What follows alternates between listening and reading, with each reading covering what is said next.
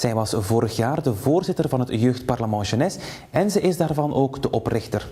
Philomène was aangenaam verrast door enkele nieuwigheden, zoals het journaal waar u nu naar kijkt. Ja, vorig jaar ik zei dat het JPJ was een kindje, een baby.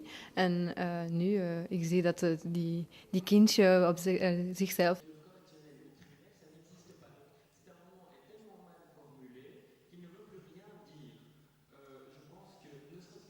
En dan is het nu tijd voor de kritische analyse van François Jacques.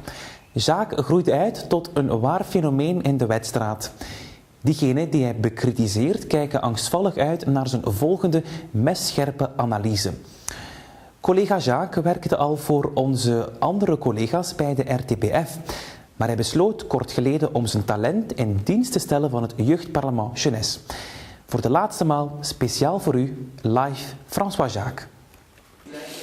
Il n'y aura pas d'analyse politique en tant que telle. À partir du moment où la simulation a été interrompue, cette analyse n'a plus vraiment lieu d'être. Si les sénateurs redeviennent simplement des jeunes, il en va de même pour les journalistes. Et il serait biaisé, sinon déplacé, de se lancer dans une analyse, dans une telle analyse, dans ces conditions. Pour autant, la mission du journaliste est de dire la vérité, mission difficile s'il en est. Et la mission est également de donner des pistes qui permettent de saisir cette vérité.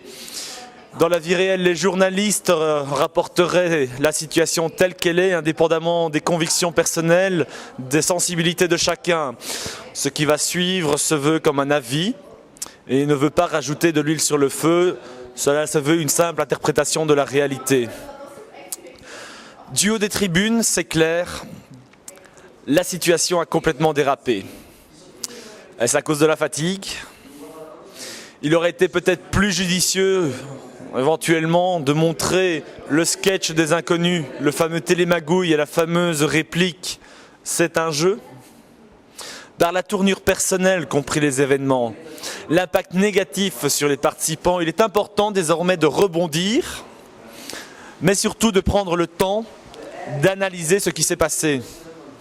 Certains participants se sont beaucoup impliqués dans leur rôle, oubliant même que certains jouent et sont venus pour découvrir un aspect politique, sans pour autant afficher leurs convictions.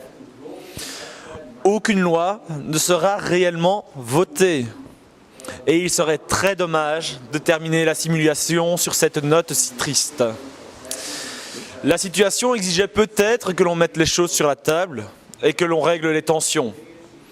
Néanmoins, le seul enseignement désormais que nous pouvons en tirer, c'est peut-être que nous sommes encore tous trop jeunes et qu'il nous faudra continuer de profiter de cette jeunesse pour pouvoir un jour éventuellement envisager de prendre les rênes du pays et de le représenter. Merci à vous, c'était François Jacques, du haut de l'extérieur de l'auberge Jacques Brel. Merci Riyad. Donderdag was voor de journalisten een topdag. Christophe de Borsu, RTBF-journalist voor Question à la Une, was de gast in de jeugdherberg Jacques Brel. Hij gaf er uitleg over het tot stand komen van een journaal en hij beantwoordde ook heel wat vragen over de verhoudingen tussen de media en de politiek. En dat leidde soms tot interessante discussies. Alors pour vous, journalisme et politique, c'est un couple gagnant? Oui, c'est un couple gagnant, c'est un couple, j'aime pas tout à fait le mot, c'est un duo en tout cas, avec des gens qui doivent rester chacun dans leur domaine. Donc il n'est pas question comme un couple de vraiment fusionner, mais de rester en face de l'autre et de se compléter, d'avoir une belle relation qui rend la démocratie vivace. En natuurlijk is er geen journaal zonder journalisten en hoofdredacteurs. Ons journaal komt elke dag weer tot stand dankzij een team van 9 gemotiveerde werkers.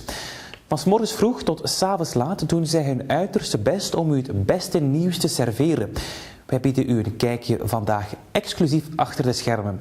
Een reportage van Anne van Rentergem. Achter het nieuws zit een team van werkers. Van 's morgens vroeg tot 's avonds laat hebben zij de handen vol. De eindredacteur staat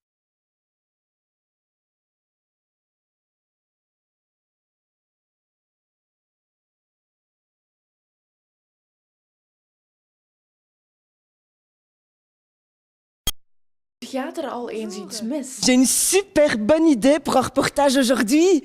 Toi, tu fais un repo de Vogelaar, 1 minute. Quoi? Mais allez, j'avais une super bonne idée sur l'éducation.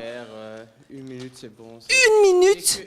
Écoute, Nils, tu te fous de moi, ça fait 2 jours que tu m'imposes des reportages de 1 minute. Il y a trop de francophonie dans notre journal. Il y a trop de francophonie dans notre journal. Oh, mais tu te fous de moi, là. Il y a un reportage de francophonie dans notre journal.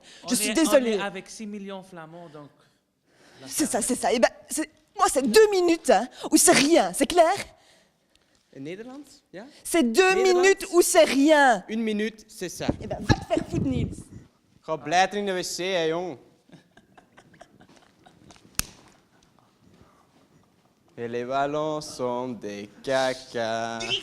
Als alle journalisten op pad zijn gestuurd, maakt de eindredacteur een scenario voor het nieuws. Alle journalisten staan ook in contact met de senatoren, zodat wij heel snel op de hoogte zijn van de nieuwtjes.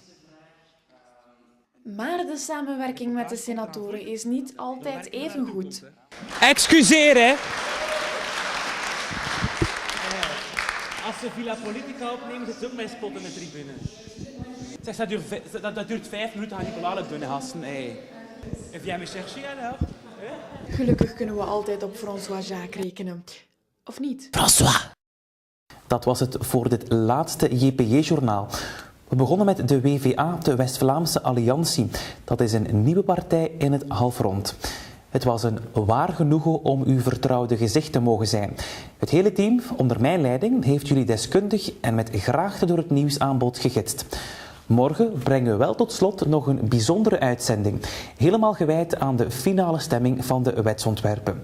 En dat kan u allemaal rechtstreeks volgen vanuit de Senaat. Heel hartelijk bedankt dat u de voorbije dagen zo talrijk bij ons was. Ik wens u namens de hele ploeg nog een erg spannende avond en wie weet, tot een volgende.